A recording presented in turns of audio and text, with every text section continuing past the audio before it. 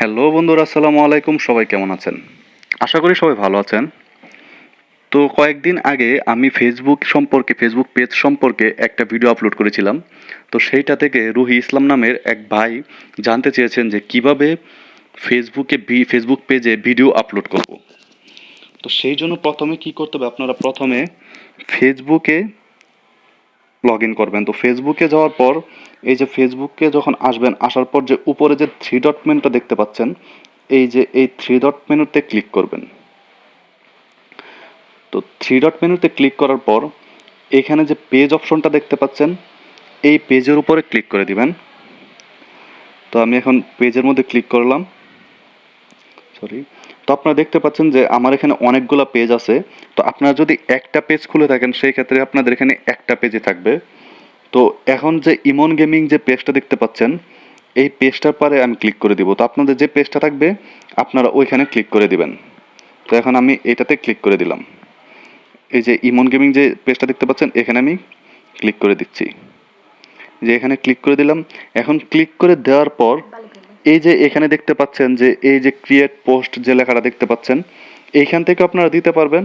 অথবা যদি একটু নিচে যান, নিচে যাওয়ার পর এই যে দেখেন পেজের নিচে এই যে এখানে যে ক্রিয়েট পোস্ট লেখাটা দেখতে পাচ্ছেন, এইখান থেকে দিতে পারবেন।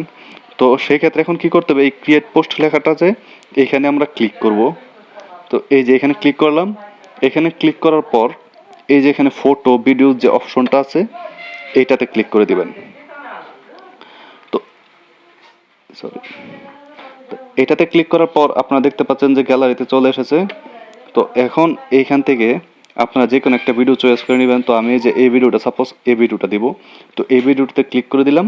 ক্লিক করে দেওয়ার পর এখন এই যে দেখেন উপরে যে নেক্সট যে লেখাটা আছে, এই যে নেক্সট যে লেখাটা আছে, এই নেক্সটের পরে ক্লিক করে দিলাম। ক্লিক করে দেওয়ার পর দেখতে পাচ্ছেন যে এখন ভিডিওটা এখানে এসে পড়ছে। তো এইখানে যে লেখার জায়গা আছে, এখানে আপনারা যে কোনো কিছু লিখতে পারবেন।